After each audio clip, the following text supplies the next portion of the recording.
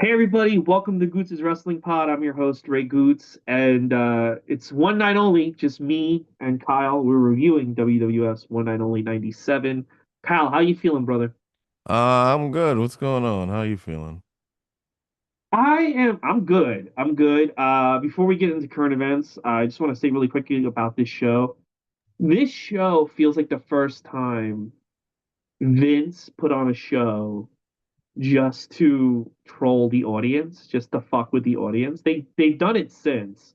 But did you get the sense that this whole show was basically just meant to fuck people, fuck with people? Yeah, I mean, especially the main event. That's That's what I'm thinking. yeah, the main event is insane. I remember like I watched it on like one of those Peacock like best of when they used to have they still have the channel. They would just have like an all day channel of WWE stuff. And I never saw the main event before, and I saw the main event, and the logic is just completely thrown out of the window. And then we'll get to it later, but you're just like, this makes zero sense. Like, I'm like actually angry because it makes zero sense with everybody involved. And you're like, this is stupid. But I think, at the time, you can kind of excuse it, like he'll get his revenge or Yeah. let the Hart Foundation storyline play out. But he doesn't get his revenge, and then he dies. He doesn't get his revenge. He quits. I mean, we don't know. Yeah, a few things happen in between, but Yeah, yes. maybe if he said I'll work, I don't care what you did to Brett, I want to play, I'll play along. Maybe he would have been the corporate champ in 98. Like he would have been like Vince's guy to go after Stone Cold. Yeah. So we don't know. Maybe like he would have gotten revenge on DX and Shawn Michaels, but he doesn't get revenge. Uh and then like it just nothing really comes of this. And it's a weird show. Speaking of weird moments, did you watch AEW Wrestle Dream? Actually not a lot of it because I think I had a show. What was I doing Saturday? I had something Saturday and then I came back and then I tried to watch it on Amazon. At least I came back for the main event. And then they didn't have enough like I guess they didn't get enough time with Amazon, so they cut off the stream. So I didn't even know that like Sting came out until I saw my friend like react to it on Instagram. I was like, "What the fuck you mean Sting came out?" I was like, "What?" Like I didn't see the ending. Mhm. And the Amazon fixed the replay, but like the point is to watch it live so you don't get the screwed over and like find out everything. But I couldn't watch it. Like it was just done because somebody, whether it's AEW or Amazon, just did not. The pay-per-view was too long. Yeah, well, they are too long, and Like, it was literally too long to cut off their yeah, I stream. know, I know. The thing with AEW is that those shows are too long. I haven't watched an AEW pay per view since Full Gear, so I haven't Mm. seen it. Every time I go online, people are like, yeah, that was a little bit too long. But then you have like the AEW faithful, the people who really tweet a lot about AEW, like, no, I love that it's long. Yeah, people love a long show. I didn't like it when WWE did it. I don't like when AEW does it. Yeah, and people that dismiss the criticism as bad faith, or you're paid by WWE. I wish I could make some type of money not enjoying AEW. I would love it if WWE paid me to not enjoy AEW. That would be You could great. be like Santi and all those dudes, Santi and all the streamers that they have, Yeah, I which would I don't love. think they pay, but By the way, do people really watch Santi watch the show? Like, I can't imagine. yes. I want to interview someone who watches these guys watch the show. Like, that's what we need to do on this podcast because because I can't imagine being like, all right, Kyle, come on over. We're gonna watch fucking WrestleMania. But on the second screen, we gotta see what Santi is saying about WrestleMania. Like, please, this is important. Like, I can't, I can only imagine like you're a 60-year-old shut in who can't communicate with the world. So like you've never been able to like communicate. So you put that on and pretend he's your friend. That's the only thing I think like maybe if like I don't know, I've never watched a show with people because I don't know how to communicate. I don't know. Maybe then you watch it and you like pretend that he's with you and you're like, yeah, that's right, Santi. But I feel like I can imagine doing that way. I think it's more like how people watch people play video games or watch people on Twitch. It's like the joint feeling, even though they're not all in the same room. they feel like they're part of a community. Like I used to, and I'll still say we still do, even though we haven't done one in a while. Used to like play like things like The Last of Us, and people would watch, not live, but then watch our like Let's Play and things like that, or Yeah, Smash but that Brothers or things like that. But like, that makes more sense to me because especially if it's a game that you having a hard time beating, it's fun to watch someone play it and like be good at it or at least figure it out while you're figuring it out. Like I did watch when I got Spider-Man 1, this was back in 2018. I did hmm watch someone do a Mary Jane sequence to figure out how to do mm, it. So that's yeah, different. That I understand. And same thing with Final Fantasy 7. I watched someone play that. But yeah. just watching Santi watch Raw is like live. I understand like WWE promotes the clips of watching him freak out. Like, oh my God, Jordan Grace. I don't know. Yeah. Like that. Yeah, it's not for me to watch live. I mean, I don't really care, but I guess maybe it's just somebody who maybe doesn't get Raw. Like now they do, but back when people didn't get Raw like in real time, maybe it's that. Maybe it's just they need a buddy. I don't know. They want someone to scream in their room with, and they don't have anyone to scream in their room with. Because there's We get him, there's the girl, there's Wheezy. I think her name's the blonde girl. There's a couple others. There's a lot of them. They just kind of keep popping up. there's a lot. I didn't realize there was that many until they did the super cut of everyone reacting to CM Punk 2 years ago. Yeah.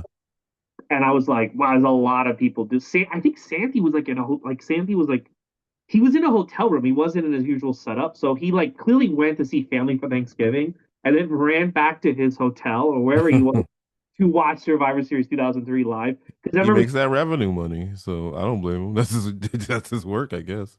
he goes like, I can't yell. I'm in a hotel when Punk came out. And I'm like, damn, like, It's I mean, at least they're not crazy. dating from New York, who Nah, that guy hates everything. that But hates everything. what did AEW do? Like, what did they do? Anything like, or was it just too long?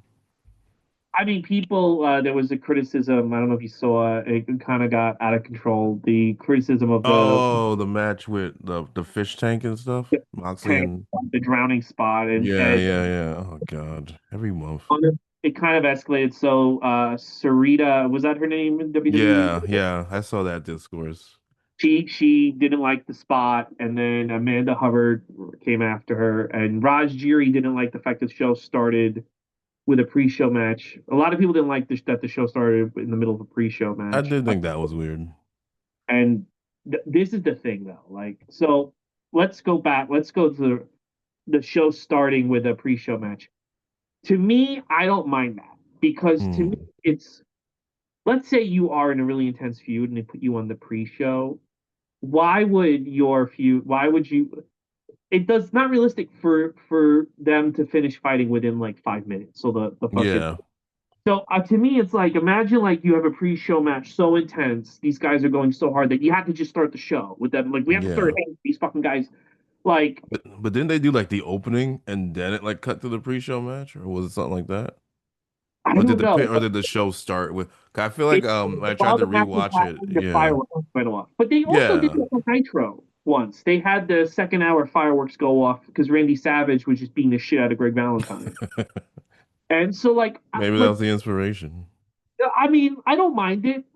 But like Roger was like it makes him look bush league, da da da. And Nyla Rose like went after him. And I'm like, Uh, Nyla, you're not even on TV anymore. Like, I don't to me, the way they go after people who critique the product and the way they go yeah, to me that makes me not want to watch. And it's like, dude, like at this point, I just realized today how long ago 2021 was. And Grand Slam 2021 was packed. I mean, it was like the yeah, big wrestling event, the biggest non WWE wrestling event in New York City in years, and maybe a yeah, long time. And now you go back to now you go to 2025, and these buildings are empty. Like clearly something went wrong, and nobody wants to acknowledge it. And it's like every time, like somebody said to me, an AEW superfan was like, "Well, they never offer ways how the product to get better," and I'm like, "That's not my job. To tell you that how the product is better. I'll tell you this, Kyle. I'll tell you this. WWF in '95 was unwatchable. I was embarrassed that I ever watched wrestling. Okay, if you told me, listen, the way we get you back is we're gonna have stunning Steve Austin and Vince McMahon wrestle. Like Vince McMahon's gonna be a character. I'm gonna be like, not only is that not gonna get me back, that's gonna drive you out of business. yeah. Wouldn't you assume in 1995 Vince as a main character is that's a horrible fucking idea. Why would you? There's a No, great a lot of things need to happen, yeah, to get to yeah, that point. but that's my thing. It's like it's your job to take an idea that I probably doesn't I don't find appealing and make it something that has ruined my life to where I can't stop watching this shit 20 30 years later. So Yeah. that's your job. It's not my job to tell you. I'm not in the booking committee. It's not my job to take it and make AEW better. You have to find the idea like Vince McMahon feuding with Steve Austin that will get me every Wednesday glued to my TV until I die alone at 60. So yeah, you get my point? Yeah, I feel like they're very comfortable. I don't think they're like losing money. I think Mm-hmm. they're very comfortable catering to their fans and their fan base, whether that's good or bad, because people just keep they do the residencies and they do the smaller arenas now, and I guess people are more hyped up until they can get to bigger arenas. But I don't really know what that next step would be for AEW to get if they want casuals or get newer fans to come in because I mean, right now Adam Page is feuding with like Samoa Joe, which is fine. And he just feels like he's one of those champions that is like the mid card champion, which sucks for him after that journey that he went on. He is now like not the main event champ. Even when he's supposed to be the main event, doesn't feel like the main event champion. I think a guy like Darby Allin is somebody that attracts people that you pull in, but I heard like he doesn't even want the title or whatever he was saying on the interview. I don't remember it You know exactly. what? I don't like this shit. I don't want the title. To me, Yeah. it's like, Or like no. it's not like his main thing. Yeah, I don't understand that. Because you could get to a point where it's Adam Page versus Darby Allin. Good I don't match. know when, but that's the match that those are your even though Page is not an official pillar, but that's the match. I wish they never did that, got away with that Money in the Bank thing. Because then you could have had MJF like cash in on whoever the winner was.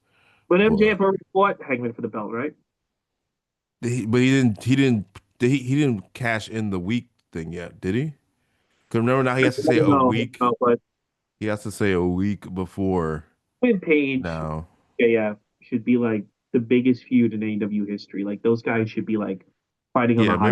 maybe they're waiting off on that. I mean maybe he's filming another movie, MJF. I don't know. He just kind of disappeared. Yeah. I don't know. I mean, I Like besides another big like a big name, like they already did it. CM Punk jumped over, Daniel Bryan, Bryan Danielson jumped over, Mercedes when they jumped over. I don't know. It would have to be like a well, Roman I'll tell you Cena, what I somebody find. that would. Did you watch Dynamite last night? I'll tell you what I think one of my main problems with the company is. Did you watch it? No, not out of malice. I was just booked at a show. So there's a really funny segment where Monet comes out to celebrate with their belts, which by the way, I don't think Monet having the belts is a problem. So that's so much. Yeah, But anyway, and the puppet comes out, and the puppet is yeah, at the thing, and then Monet comes out. She's supposed to be a heel, and she gets beat up by Chris Statlander, right? And then she has cake yeah. in her face, all this shit. So then, and again, I saw this on Reddit. So then they cut Mm, to the next scene or later on, and she's being interviewed by Alicia, whatever, MJF's wife, and hmm she starts the promo off as a heel, and then Athena shows up, and Athena is clearly talking as a face, and Athena it says to Mercedes, "We should team up for the tag tournament." And hmm and then Mercedes starts talking like a face, and then the crowd she has a funny line the crowd laughs at, and I'm like, well, is she a heel or is she a face? That's my thing. It's like Dana's a heel though, isn't she? what the promo they cut, they seem like faces. Like that's the thing. They Mm, weren't like we're two evil heels and we're gonna like destroy everybody. yeah, It's this tone shift from segment to segment. Like you need to clearly, and it happens more with the women. If Mercedes is a heel, everything she does needs to be heelish. And I like realize like, is she a heel? Am I supposed to be happy? Like, am I supposed to be happy she has these belts, or am I supposed to be upset she has these belts? I think Like, you're I supposed to be don't. upset. Well, she's not cheating to If get the people are belts. She's upset, just I'm winning wondering them. if internet fans get mad. I don't know. It's like it needs to be more clear. Besides, they do a great job with Mox and Hangman like this. That's why they're so over. But a lot of people, there's like this weird, like, what are you exactly? And sometimes Tony will give them like face moments when they're heels, and Hmm. it can't vary from segment to segment like that. That's Vince Russo bullshit, and Yeah. that's an important thing. And they did it with Britt Baker, like they would give Britt Baker like because people were even when she was a heel, she would cheat and be this, but then they would give her like face spots, and I'm like, okay, we'll just make her a face then. Enough with Yeah. the. So They're I don't doing know. that in WWE as well. At least they did it with Becky on Monday, and they do it with Dominic from every time from time to time. Like I think when he fought Rusev, he was doing Eddie spots that you knew he was gonna get cheered Yeah. for.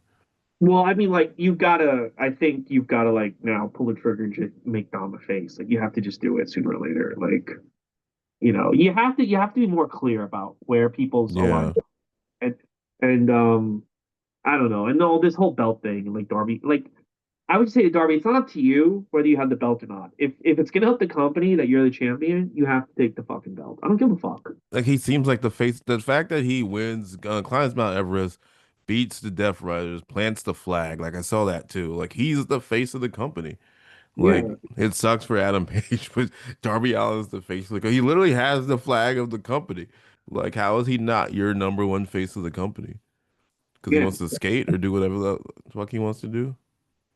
It's yeah, it's weird, but it's just and then so then the second thing was the other criticism was the and this dude I don't like AEW fans. That's the other thing too. The fan base is a bigger turnoff that if you just take the show in a bubble, Hmm. it's I'll never forget.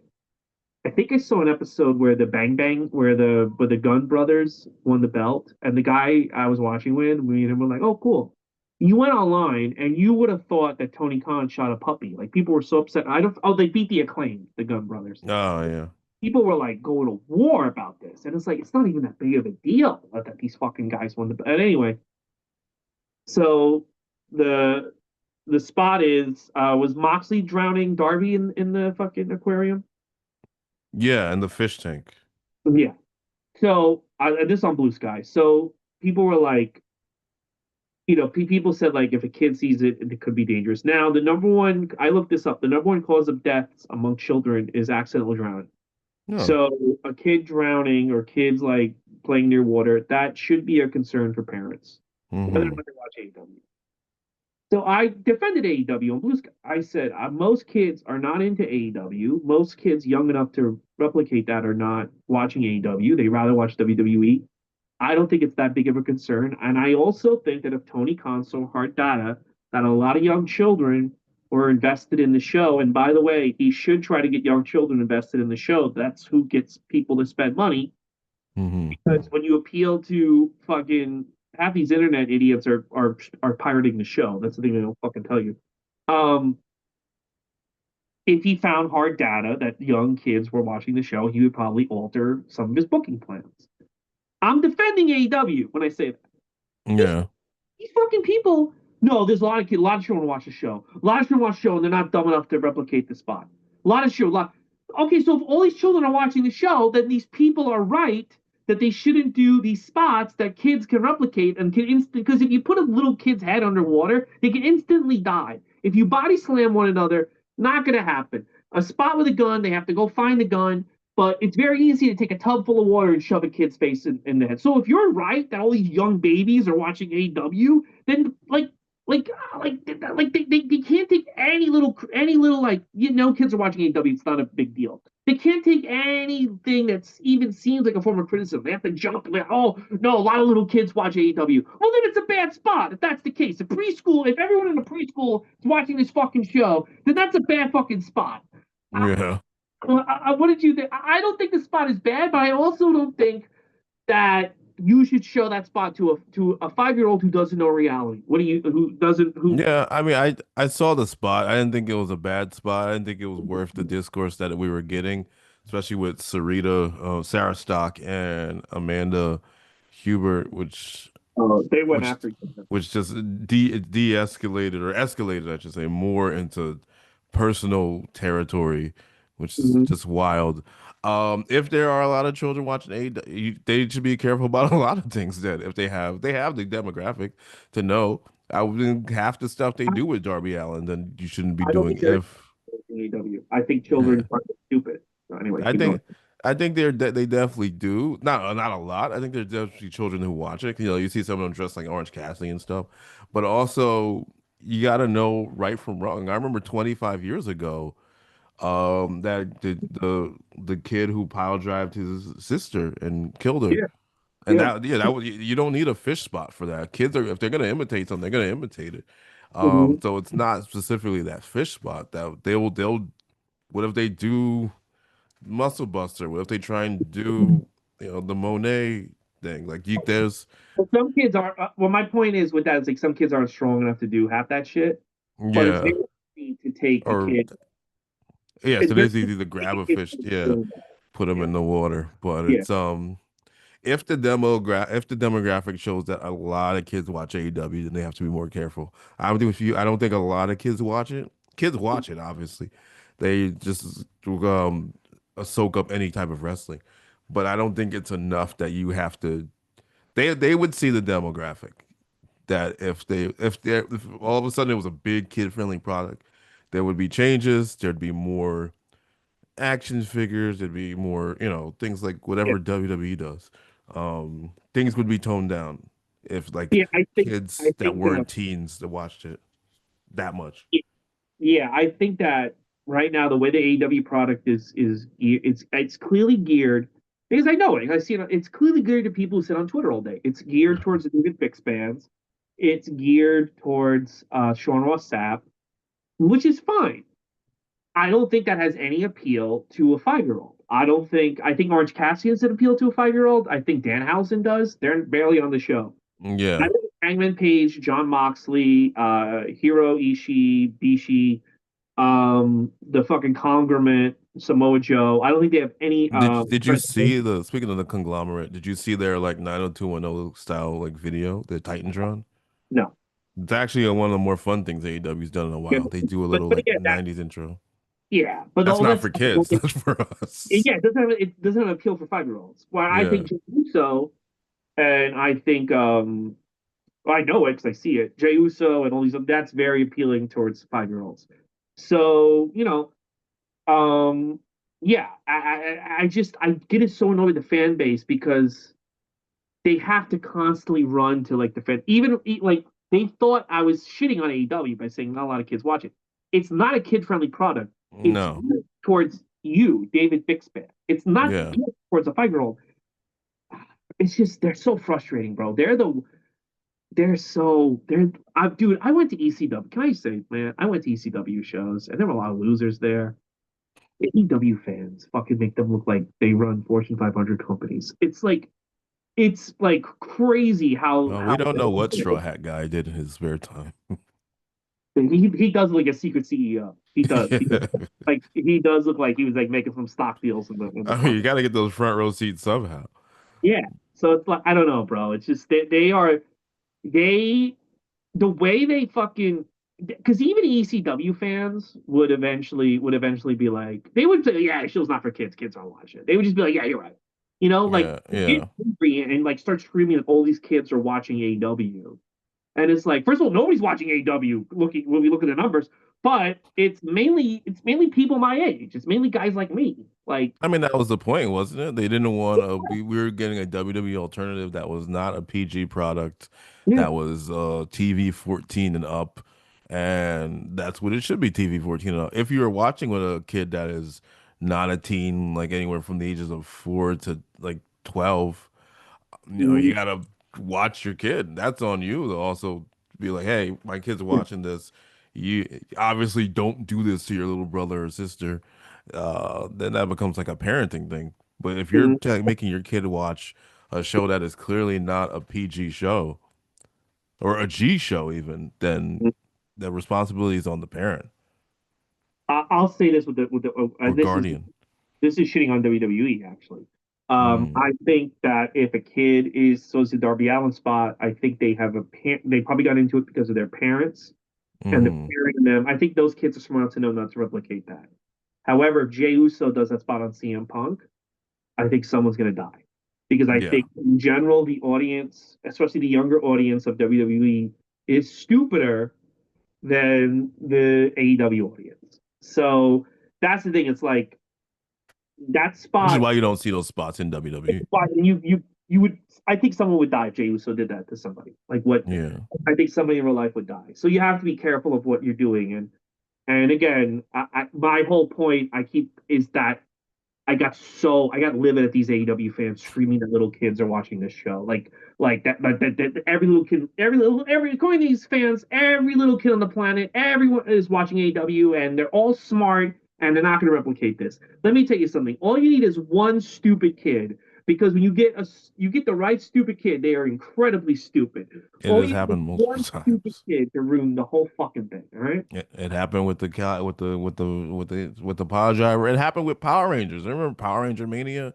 People were fighting, play fighting, and then someone kicked somebody off of like a cliff or something, and then Power Ranger Mania was over. Like people had there was a lot more regulations, a lot more rules. I don't know if you watched Power Rangers or you were past that by then, but I remember that being a big issue that you like once Power Rangers came out. And Power Rangers was not, it was a violent show for the time, but people died playing Power Rangers because the stupid kid couldn't tell the difference between real and fake. And that's like you said, all it takes is one. All it takes is one, and WWE definitely has that one. So, all right, let's go back to '97. Yay. Did you like this show? I can't tell if I liked it or not. It was It, weird. it was there. I mean, I think that's the vibe of all the European shows, Mhm. excluding the main event. It is not for us. I don't think before the network it was ever designed for us because we weren't allowed to order it back then. You only like I, the I UK had could a order it. I had a tape of this, and I never watched it, bro. Yeah. By the way, hold on. Before we, did you have a massive amount of commercial breaks on this? Like more so than usual? Um, I think so because I my Peacock is like the no commercial one, but it goes to black Okay. like whenever it This has was to cut out. this was the first time ever. It the only other time this happened was WrestleMania 5. They did this, and they never did it again. This was the first time ever I had commercials mid match, and Mm. that was crazy to me Yeah, I don't because think I had those. and they were like 80-second. So I was gonna watch the show this morning. I was like gonna watch the first match, then watch it this morning. I got home late last night for my show, and then Hmm. I saw the commercial breaks. How many commercials there were, and then they were going 80. Like literally as soon as the Triple H Dude Love match starts, I get a commercial. The commercial was 80 seconds long, and I paused it, and there was like 20 commercial breaks, and I was like, "Oh, I can't watch this in the morning. I'm not gonna be ready in time." Yeah. So I watched it last night. I was fighting falling asleep, and I got done at like 4 in the morning. But I'm like, I have to watch this tonight because it's so the massive amount of commercials. And Yeah. man, TKO. I don't know if you saw, but now Netflix is gonna have commercials all worldwide. Worldwide. Yeah, I've heard about that, which is it's money. That's all it always boils down to, money. I mean, the fact that like storyline stuff used to happen and we didn't see it, like we'd have to see it through online or through an international person, like a hang 'em high on Twitter, is just absurd. Like they would do a storyline beat or point on the commercial break that only the international audience could see. And I'm just like, what is the point of this? Like what it just doesn't make sense. I get it, Well, money. That's the easy answer. But like for someone like like if you're watching like I don't know How I Met Your Mother, and then they would just like have like a commercial, and then you miss like who the mother is because they showed it to the international audience because the fucking commercial. Like it's so stupid. it's um it's sad to me that even if you get the highest Netflix plan, which is very expensive now, you Yeah, still have commercials on Raw, and I feel like we're gonna cut to a point where there's gonna be commercials on everything. Like we're no, yeah, and I'm so fucking bummed because I do feel like if the archives move or if they renew on Peacock, I don't think it's gonna be an option to shut the commercials off in the archives, no matter what we do. And yeah, so fucking bummed. I had this on VHS. I don't know how I got it, but I got it. I'm so fucking bummed I got rid of my wrestling tapes and my wrestling DVDs. Now, granted, my nieces would probably shoot me in the fucking head because I would have needed a whole other room for the amount of wrestling VHS tapes I had. But this is just fucking brutal. Like we're so fucking screwed, bro. Yeah, I mean, if it goes to another provider, it's definitely gonna be commercial heavy. I don't know who it would be. ESPN, it's already on Netflix, so like I can see the easy transfer. Like if you have it internationally, all the pay-per-views are already there. At least WWE. I don't think ECW and WCW are. But YouTube is YouTube. God help you. You got to get premium.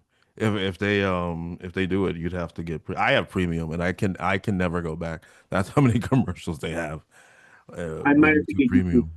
if I Yeah. watch if I watch wrestling on there. All right, so let's kick it off. Wait, One give night me only. one sec. Sorry, I thought I didn't have. I have to use the problem with the energy drink. Gotta use the bathroom real quick. Okay. I'll All be right. You right know what? there. I'm gonna use the bathroom too, guys. We will be right. Yes. All right, we're back at it. The show starts with a tribute to Davey Boy Smith and talking about his great victory at SummerSlam '92. According to them, one of the greatest matches in WWE history. Probably one of the only old matches they can talk about because everybody else is in WCW. So, but and soon these two idiots will be in WCW.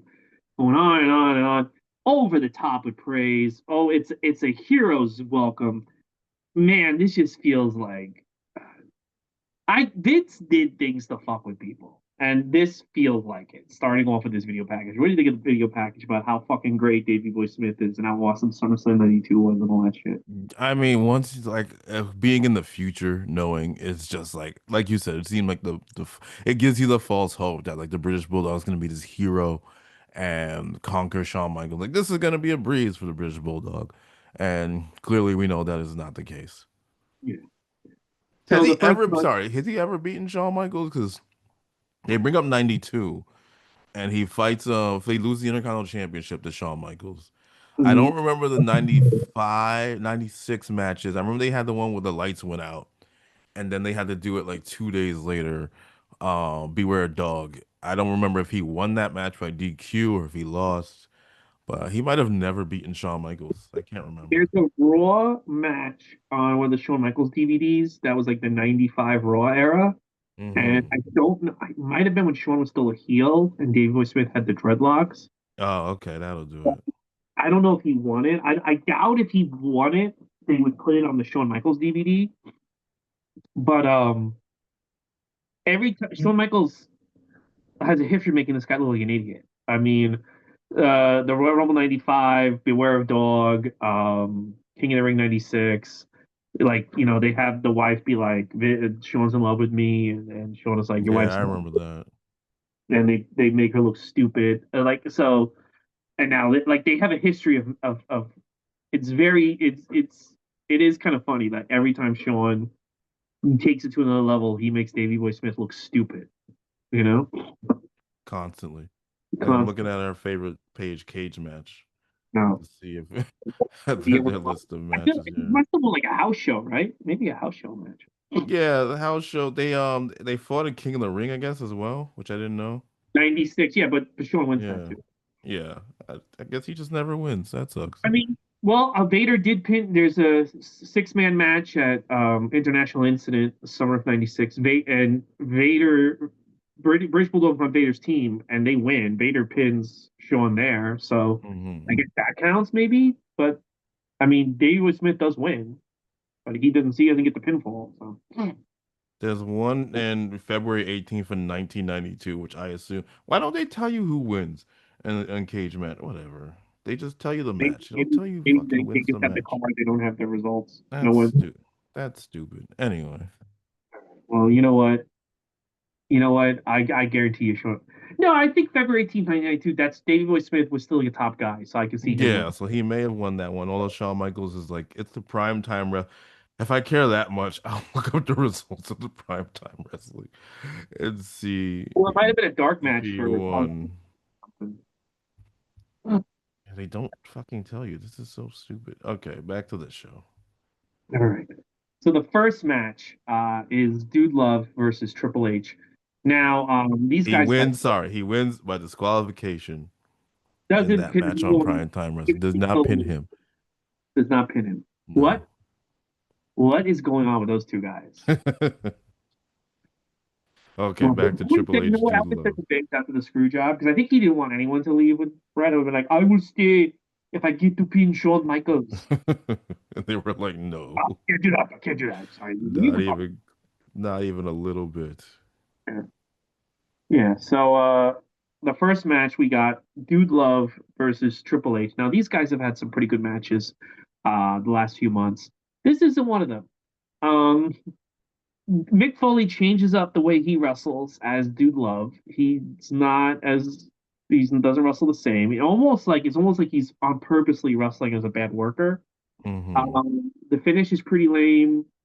I did not feel this match. This feels like I mean I guess it sets up Cactus Jack at the Madison Square Garden in a few days, but this just feels bad. It feels like man, like you guys had a perfect ending and you're still going. But I guess they have a more perfect ending with Cactus Jack. What do you think of this thing?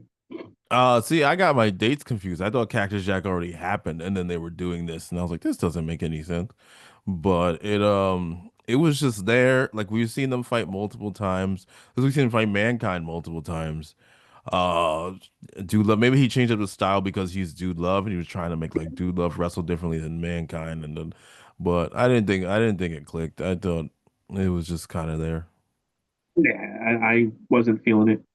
Okay, so next up we have the fans talking about Shawn Michaels, British Bulldog. I really like listening to young British fans talk about the show. They should bring that back because they have some fun. They say some funny shit. I don't know if it's the accent or their attitudes, but I enjoyed the little back and forth. Did you enjoy the little British fans Oh, yelling? oh yeah. I mean, there's the infamous one of the British Bulldog's gonna win whether he wants to or not from SummerSlam 1992, which is which is what I always think of when I see them. They made an action figure of her, one of those like Major Brothers or whoever makes the like fake Hasbros, made an action figure of that fan, which is hilarious.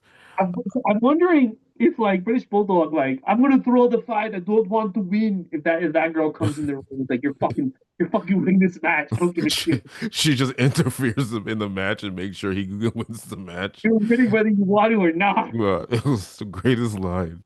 But But there, I always did like that. There's a video on the Vault. I think it came out months ago, where they just had like a video of all those fans, like the ones that they never aired because people were like cursing or saying something stupid. But they just put it on the Vault, which is really fun. So if you do like those, it's somewhere on there. But I didn't mind this segment at all. all right, great. So next up, woohoo! This is the first like so Vince had this idea that we got to get into indie. So he got Tiger Ali Oh Singh. God, yeah, this did Now, happen. did you like when I got back into wrestling? Did you watch Shotgun Saturday? They called it WWF New York over here back then. Did you watch that? Yeah, I mean, I watched it more when it was like actually at like the Penn Station and at the bars and stuff that I wish I could go to now. That's when I like really paid attention. And then once it like went to the arenas and was just like superstars too, it was I wasn't as invested. So they would do vignettes on Tiger Ali Singh, and they were like basically setting him up to be like this deck the next big thing that like Vince had an idea. This is the thing. Once Vince has an idea, he's gonna see it through because he didn't. It made you think that Vince was gonna put the title on Tiger Ali Singh eventually. This is early '98. He didn't do that with Tiger Ali Singh, but he did try with Jinder. Like he eventually gets his way. It's just maybe not this guy, but I will find the guy to get my way. Jinder and the Great Khali. Jinder, Great Khali. Well, yeah, but I think Jinder was more what he saw Tiger Ali Singh being. Yeah. Tiger Ali, so Tiger Ali Singh versus Leaf Cassidy. He's no longer Al Snow. A month ago, he was Al Snow in AECW. Now he's not. And they just have a match that stinks. This is rough. Tiger Ali Singh wasn't it. He looks awful. I thought this match was horrible, horrible. What do you think? Sure, Al Snow can't work miracles. That's what the match showed. They had a really rough go of their second generation, third generation stars. I think second generation. Scott Putski didn't work out. Tiger Ali Singh didn't work out. The Rock, it took some time, but that worked out. But they had a bunch of blue chipper stars that just were not cutting it. I don't know if they just weren't passionate about it or they just couldn't grasp it or whatever their name of the power plant was at the time, the WWE version of the power plant. was just not good enough, but it was just another failed experiment. And then they like turned him here like a year later, and they're like doing weird like foot stuff. I remember that, like Kiss the Feet and all the other. He's around for a while because he does the lowdown stuff with them too. Like he just it failed every single time. But this Yeah, match was not good it was not good. at all. It was embarrassing. Al Snow tried his best because that's why he was there to put It on a was, good match with this guy. it was again like the WWF roster in 97, 98. When it's not good, it's not good, and it's still shocking to me. Sometimes you watch something, it's like, wow, they don't just beat WCW, they drive WCW out of business with these guys. Like Tiger Ali sings around. I mean, not that he, but like Tiger Ali Singh and Al Snow, and they're around for the turnaround. Like they're there Yeah. on the show, and it's like they stop Goldberg and Benoit and Hogan, and it's crazy. It's crazy because this Well, roster. not them, but they're just No, I there. know, but the roster has Yeah. no depth and no Yeah. depth. They're able to come back like fucking a hard. Yeah, it's crazy. It's a Uh, testament to how much lightning in a bottle the Attitude Era was, because that's when they were giving us like Pete Gas and Joey Abs and stuff. And these guys, you could put them on TV and everybody would give a shit because the top of the WWE and the storylines were so intriguing to fans that they would take the Mean Street Posse, they would take S.A. Rios, who's not a bad worker, or things like that. They would accept this to get to that, which yeah, was not the case in 1997. no. So next up, Headbangers versus Los Pericos, Savio Vega, Miguel Perez. All right. So when on the little I've seen of Los Pericos, they're usually in the gang wars. They get lost in the shuffle. The Headbangers seemingly always have like short matches when I've seen them. This is the first. This is crazy because it's 30 years later. This is the first like long match I've seen with Los Pericos and Headbangers, like having a real legit match. And I'm going to say this: I thought this was pretty good. The Headbangers are never really given an opportunity like this, but they're not bad, and neither is Vega and Miguel Perez. Like when these guys are given serious time on this show, and I think they deliver. And we really never see the Headbangers like this again. They're kind of like just treated as like jobbers to the stars, and they're never really given time to like tell a story like they are in this match. And I enjoyed this match quite a bit. What did you think? No, it was a solid match. It was good to see Los Pericos away from um the gang Again, war. You're just kind of tired of the gang war, tired of Savio Crush, Farouk. So to see them, who two guys again who can work, and the Headbangers not bad, but you're working with two people who it's hard to fail with, Savio and Miguel Perez. So they had time and they delivered. I mean, I guess that's a benefit of making this a 3 hour show. Like yeah, you have like a good matches, yeah.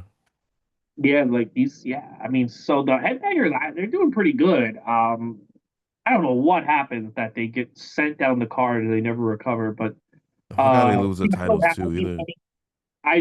every time they were on the screen in '98, I'm like, get these guys off my screen. But like, I don't know. I thought this match was good. I mean, I'm getting more and more invested. You know, it's so funny, Kyle, because there's always wrestlers that I don't care about, and when I started doing this podcast, you get very invested in them. You're like, oh wow, this guy was actually good. Like Luger is one of them.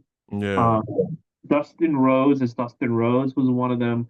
Like you start being like, holy shit, like uh this guy is not as bad as I thought.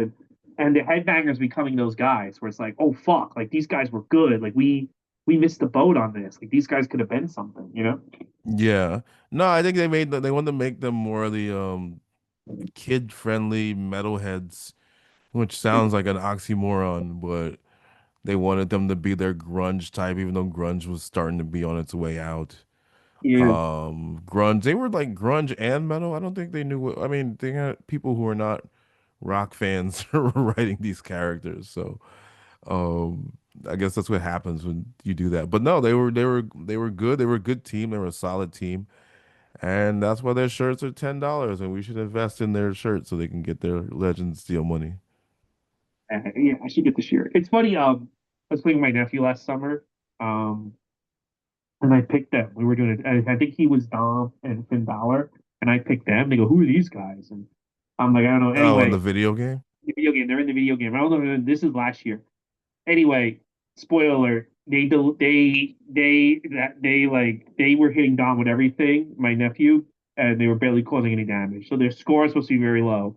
So like you can't do anything with them. I'm like hitting them with all my moves, and they barely have any moves in the game anyway, and nothing was happening. And I'm like, ooh. But yeah, they're in the game. They're in last year. They might probably they have to be in this year, right? Yeah, I think what they do, there used to be this way. It used to be like a 3-year contract. So Yeah. like Sid and Tatanka were in like 2K16 to 19 or something like that. And then 2K20 is like you'd have to re-up another few years. And I think the checks are not as good anymore based off of other wrestlers' complaints. So people just refuse to be in the game. I think I'm gonna have Mosh beat Roman Reigns to the belt. I'm gonna Go fire. go I for it. I have given up on all things WWE 2K for the year after my faction. didn't get the new one. I still have the old one on my PlayStation It's 4. do you have PlayStation Premium or any of those things? All right, well, it's free on that if you got it. The new one?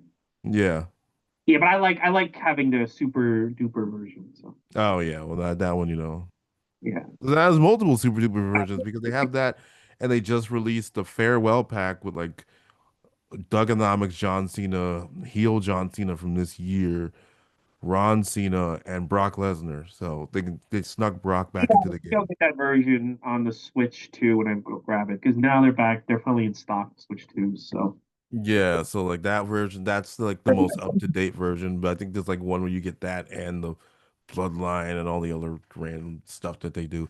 It's unfortunate that like now they're actually doing the things that I wanted to do years ago, like that update the game as frequently as possible. But the games are just not fun to play anymore. So you're just yeah, like, a lot of oh stuff under man. my faction, which I'm not playing. Sorry. Yeah, it's not as fun as the island, the new thing that they do there, which is like their fake Fortnite. It's just not enjoyable. It's not why I play wrestling games. Like I can't pay my friends to play a wrestling game. Like No Mercy and Here Comes the Pain back in the day. Four of you sitting there playing the game. I can't pay them to do it. That's how bad the games are. Yeah, it's going to get worse. I guarantee you, next year is going to be so. TKO is going to make sure it's like, oh, you want Kevin Nash? That's $17. You want his Wolfpack shirt? That's $5. You want his early Diesel look? $27,000. Like you know what I'm saying? Like Yeah, that's I mean what. that was the mistake they made with like Battlegrounds, that like cute looking game that was supposed to be like All Stars too. Like It's a every mobile. Nah, it wasn't the mobile. I mean the mobile game I think they do it too. The way it's formatted with unlock. Yeah. Yeah. Yeah, you had to do all this extra stuff to get like if you want Diesel with the black glove, you have to spend this much. You want him with the gray um tank top, you do this one. It's stupidness. I don't like the way video games are, but that's a different podcast. Yeah, it makes me sick. All right, up next, it's the Patriot. This is a weird one. Oh The yeah. Patriot taking on Flash Funk. These are two baby faces. I don't know why you put Patriot. So Patriot gets booed because Of he. course he does. I don't get why you would do this match. I mean, I guess you do this match because you think Flash Funk can get a good match at a Patriot, and he can't. Um, this is a very weird match for this era. It doesn't make any sense to me. I didn't really like it. Flash Funk, he's barely trying his dancing. I think he knows like Vince doesn't believe in me. I made a mistake coming here, and it's not that good. What did you think?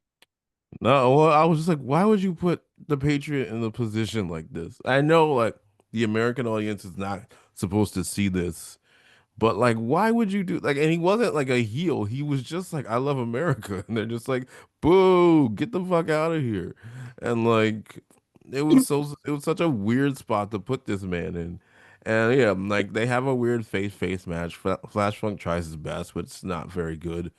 I don't think he believes in the Flash Funk character. I mean, not many people did. And it's just there. It's just there. I felt bad for Patriot. Makes me sick. This whole thing makes me sick. Well, he's got one. He's got one more pay per view, and he's gone forever. So, Yeah, and here we go next week.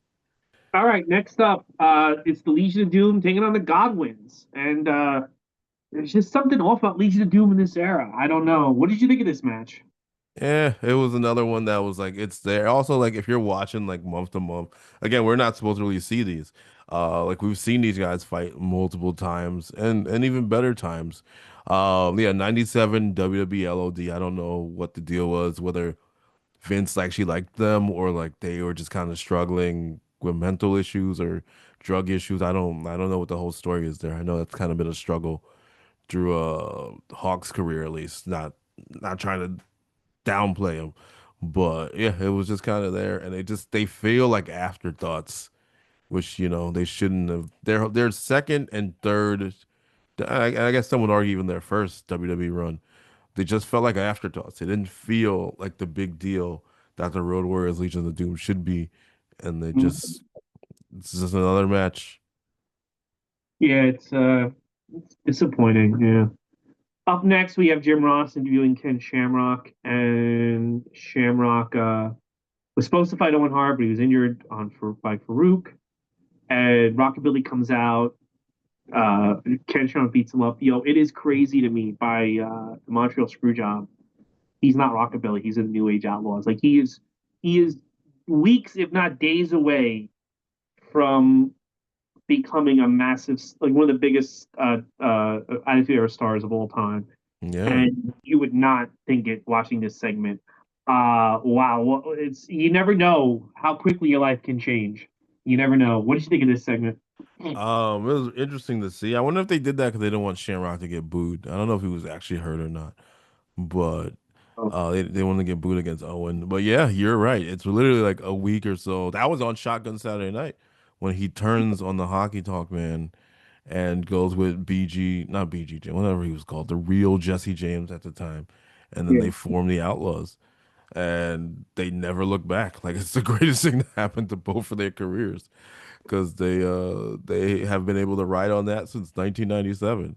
They used yeah. to be really cool, like with the South Park shirts and things like that. I mean, they wouldn't wear South Park shirts now, based off their allegiances, WWE's allegiances, but it was a really cool thing at the time.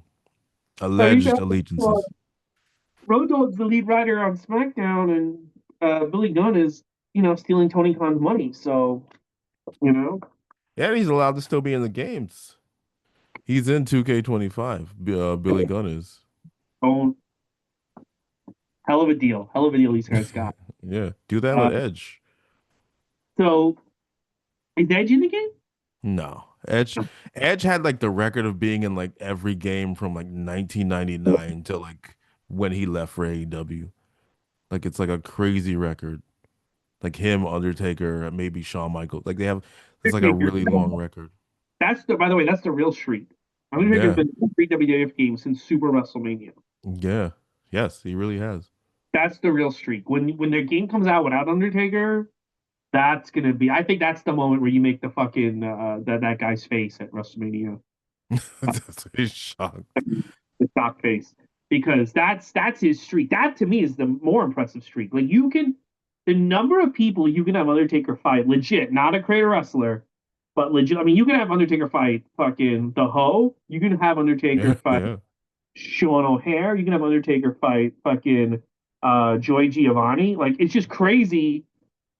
Undertaker can basically take on everyone who's ever been a wrestler. yeah. I mean, they make those videos like playing as like John Cena in every game.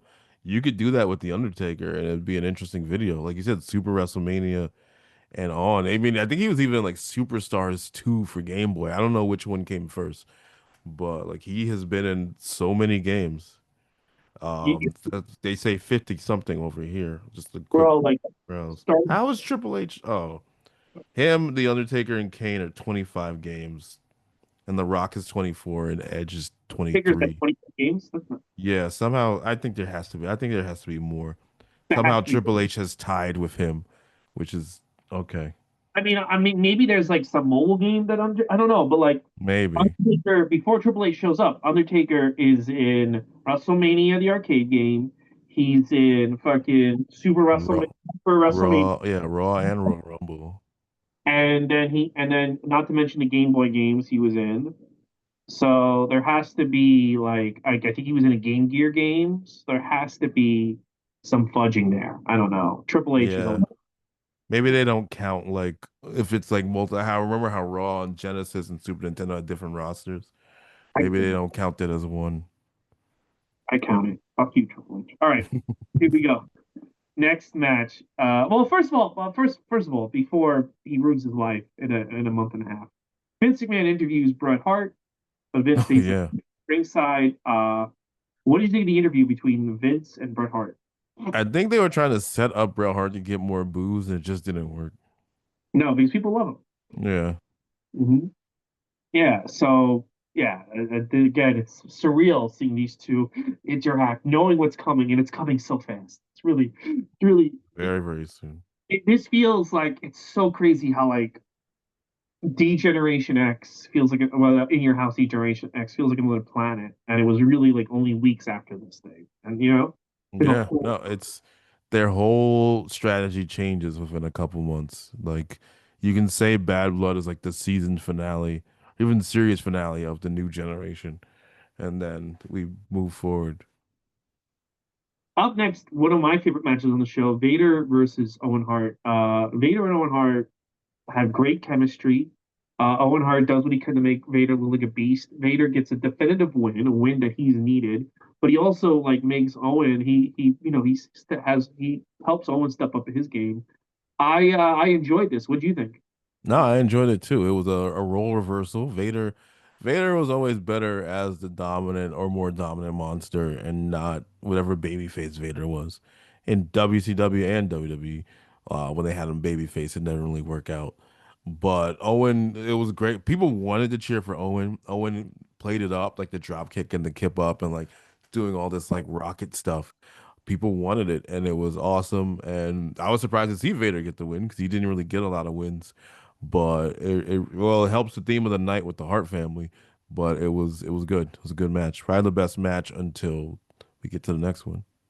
I think they needed Vader. I think they needed one of the top guys to get a definitive win because of what the next two finishes were going to be. So Yeah. a little hope spot, like even though they had no plans for Vader, but just a little like and also Vince didn't really believe in Owen.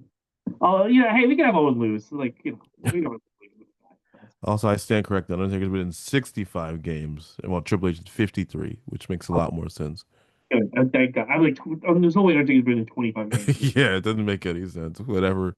That was one of the big wrestling game sites that said that. Update your page. Yeah, that's fucking crazy, bro. All right, so up next we got Undertaker Bret Hart. I've said it before. We said it at the SummerSlam. I'm repeating myself, but their trilogy of matches, Royal Rumble '96, SummerSlam now this one, great. These guys are great. And again, like I always say, Undertaker steps up when he's in the ring with Bret Hart. Bret Hart has been a very good opponent for him.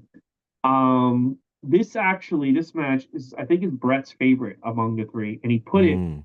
on one of his DVD sets, so he loves the match. Finish is a little screwy, but man, these guys go at it. It's great. Bret Hart, I feel like Bret Hart enjoys this more because he doesn't have to deal with the Shawn Michaels saga going on around him. Him Yep. and Undertaker, you just have a match. Undertaker can try to get his revenge for what happened at SummerSlam. I thought this was great. What did you think? No, I think this was the best match on the show. Yeah. Screwy finish aside, it was Undertaker as best, Bret Hart at his best.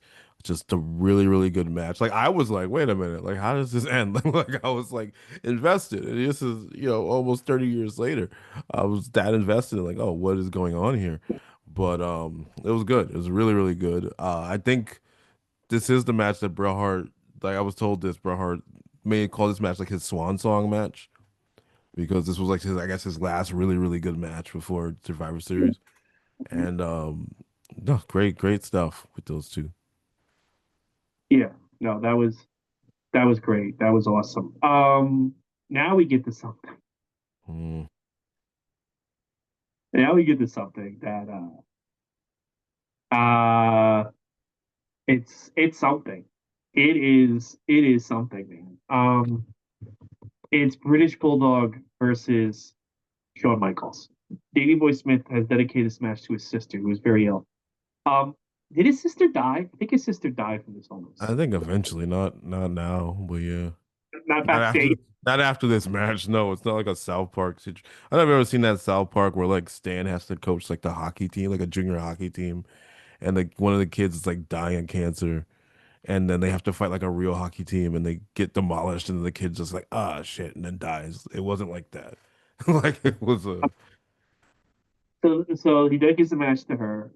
Crowd is super into Davey Boy Smith. This is a homecoming for him. Shawn Michaels comes out, and what happens is one of the biggest burials I've ever seen. Um, DX basically makes fools of Davey Boy Smith and his whole family, including the Hart Foundation. They interfere freely. They beat the shit out of Davey Boy Smith, and when Davey Boy Smith loses, he passes out. mhm. Made to look stupid. They taunt the wife. They make the family look like idiots. Bret Hart and Owen Hart don't run out until after the match. Like I don't understand why. Like like you have this faction and they don't counteract. It's just they're making this guy look stupid, like an idiot. Um, it is one of the biggest burials I've ever seen. It feels malicious in nature.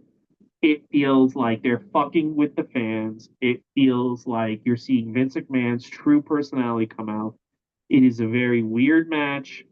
Um, and Davey Boy Smith, he has one other pay per view in England. He doesn't get a pop.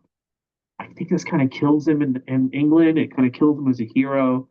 It's brutal. It's not good. It's not good, and it feels very selfish on behalf of Shawn, on behalf of Vince, and especially because what we know is coming. It feels very, very weird and very. It just it's weird. It's weird and creepy and fucked up. What did you think, man? It is a completely unnecessary way for that to happen. I looked it up. She passed in 1998, unfortunately, at Yeah. only 27, but that didn't obviously that didn't help. I heard the So story was that the bulldog like put it like was kind of angling to like say he's dedicating to this match, and I guess that was just never their plan. So they threw that in there, like so he was just gonna lose regardless, but I guess he just mentioned it. But like just the way it's done, that's what I was saying when I watched it on like that Peacock match. The logic of a WWE fan, of a wrestling fan, you're like, Bret Hart and Owen Hart were just out there. I'm like, mhm. why are they not like they Bulldog is getting his ass kicked by all members of DX, soon to be DX, and nobody's coming out. Earl Hebner is missing all of this. Like the way they set this up is like, okay, Brett and Owen are gonna come out eventually and like stop this, and they just don't come out at all until the very end when they put their hands on Diana, and then they still don't do anything. And I can understand if like Bret Hart was like in the shower or something like that, which why would you shower like right before your brother-in-law's main event? But they were just backstage, like they just didn't like I don't know if DX was like controlling the bookings. I remember hearing stuff like that, but like, it is one of the most mind-boggling decisions that WWE has done. And they've done a lot of them. One of the most Yeah, mind-boggling decisions of a match it just seems like a giant like fuck you. Like why would you do it this way? If he had to lose the title, fine. But why this way? It doesn't help anybody involved, and it's just heartbreaking with the sister and everything. Like it doesn't they were making a point yeah.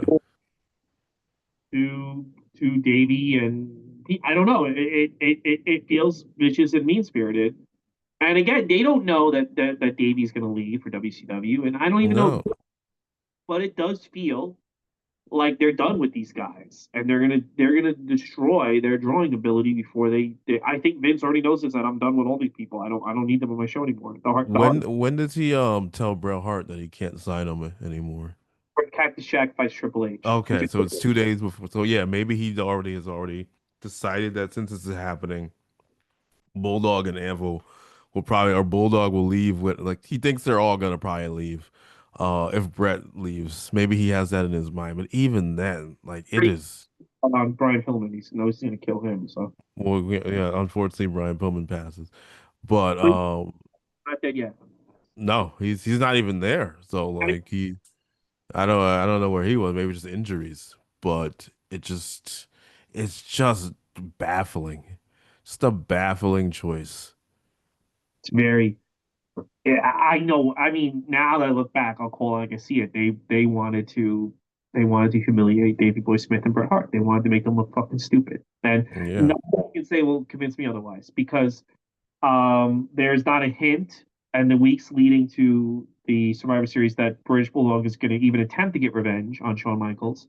It's just they just move on, and that's it. You would think with the way this match ends, you would think British Bulldog. This is the by the way, this is the type of angle where the next day week you do the Hangman Page burning down the house thing. That's what Bulldog should do to Shawn Burns Michaels. down Jose Lothario's home or Yeah, something that's yeah. connected to Shawn Michaels. This is where they calls for, and they just don't do anything. And they go to the Brett match, and the Brett and Shawn match is, and then we all know how that goes, and It's it's also baffling because like this is the UK pay-per-view. Like it didn't really transfer over to like the Raw storylines the next day. Because Bret Hart still had his match with the Patriot. He's back to that Stone Cold. Yeah, the big Raw in the Garden is like 2 days later. So all of this stuff is just moot. And it, Shawn it Michaels is just European champion now. But the way they do it is, oh my God. and you know what's crazy to me? It's like they don't have like they're losing horribly, and the UK fan base is probably the last loyal fan base left, and they go out of their way. They go out of their way to like fucking like turn them off. I don't like you can't do this. I mean, it works out. Obviously, I can do it. See, I did it, and look now. Yeah. Yeah, they But like it now, but you're like playing with fire, man. Like you've turned like no one's watching your show, and this is your last. If WCW booked the stadium show in '98, they would have been done. Like you're turning off your loyal. Like you're going out of your way. You're going yeah. like I dare you to stop giving a fuck. I dare you. And I don't know, man. It's crazy. It's bad. It's just bad. Like I said, it was probably one of the worst booking decisions they have done in a long time. It's not Jey Uso like the fans want to say it is, and all that other stuff. That just makes no sense. Like if like I'm trying to even think what the equivalent would be like now. Like yeah, if like Roman It would Reigns got beat by like Seth Hangman Rollins, or Hangman yeah, Hangman Page getting destroyed by the Death Riders at All In. No one comes to save him. Um, they drag his daughter in the ring and they call her a whore while they're beating him up, and then they just end the show. That's exactly. quick. Terrible, terrible, terrible, terrible. Bulldog's never the same. There's Bulldog. multiple things that happen to him, but Bulldog is never the same. I kind of blame WCW for that. We'll get to that when we get to that. Yeah. Injured on the he gets Yes, that I remember that. Yeah. on the Ultimate Warriors spring door, and that's kind of what leads him Yeah. down. Yeah, but down the road to death. Too. But yeah, man, fucking garbage. But overall, what would you recommend this show? I don't know. It's weird. It's weird. No, I would if you want to see a really good Bret Hart Undertaker match, I would watch that. I don't know if that's on the vault already or something. I would watch that. I would go out of my way to watch that match and only that match, unless you want to see how ridiculous this ending is. That's the only thing. Oh, and you know what? I'd recommend Owens Vader. It's a really nice face Owen Hart David Goliath match. But I would not recommend the whole show. That is one of those shows I was like, oh, this could have been 2 hours again, but it was not.